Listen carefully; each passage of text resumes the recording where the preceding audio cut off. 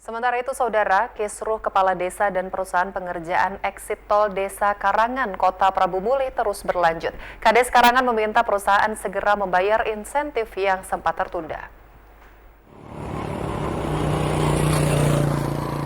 Kepala Desa Karangan, Kecamatan Rambang, Kapak Tengah, Kota Prabu Muli, Salyadi, mengakui terhentinya pengerjaan proyek tol zona 6 Desa Karangan disebabkan perusahaan belum membayar insentif perangkat desa dan gaji tenaga kerja lokal selama 2 bulan terakhir.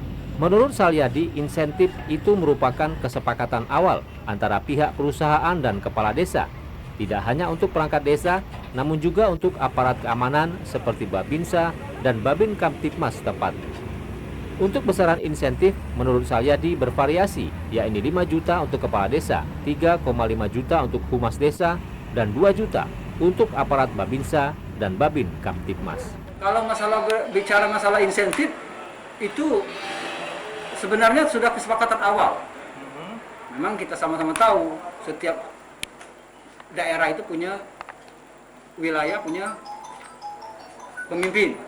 Itu besarannya 5 juta untuk kepala desa, 3,5 juta untuk humas desa, 3 juta untuk pekerja harian, 5 juta untuk Babinsa, Babin Kamtipmas, 2 juta. Setiap bulan? Setiap bulan. Selama ini tidak ada kendala, Pak, ya? Selama ini Februari. Saat ini pihak perusahaan dan kepala desa masih bermediasi mencari solusi antara kedua belah pihak. Polisi menjamin pengerjaan proyek nasional tersebut tidak terhambat dan terus berlangsung. Holdi Eviansa, TVRI Sumatera Selatan melaporkan.